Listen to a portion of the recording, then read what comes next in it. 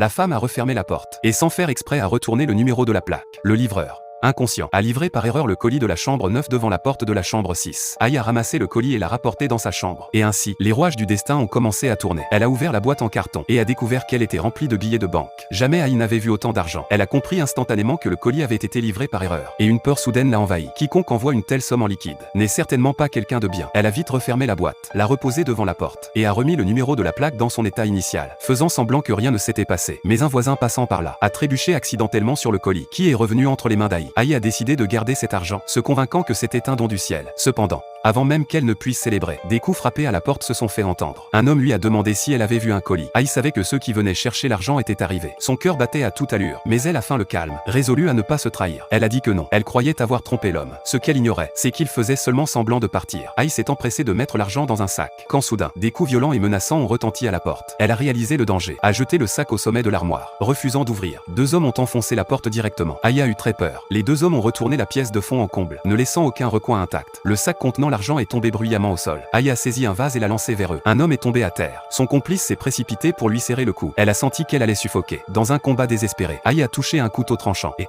dans la panique, a involontairement tué l'homme. Elle s'est précipitée au poste de police pour signaler l'affaire, mais personne ne l'a prise au sérieux. À ce moment-là, une idée audacieuse lui a traversé l'esprit. Avant que quelqu'un ne découvre, elle est vite retournée nettoyer les lieux. Elle a acheté une valise, y a fourré le corps et l'a fermé à clé. À minuit, Aïe a traîné la valise jusqu'au marais et l'a jetée dedans. Ses eaux sombres, trouble et exhalant une odeur fétide était l'endroit parfait pour dissimuler l'odeur de la valise. Elle a pris l'argent, prête à fuir. Mais pourra-t-elle vraiment s'enfuir?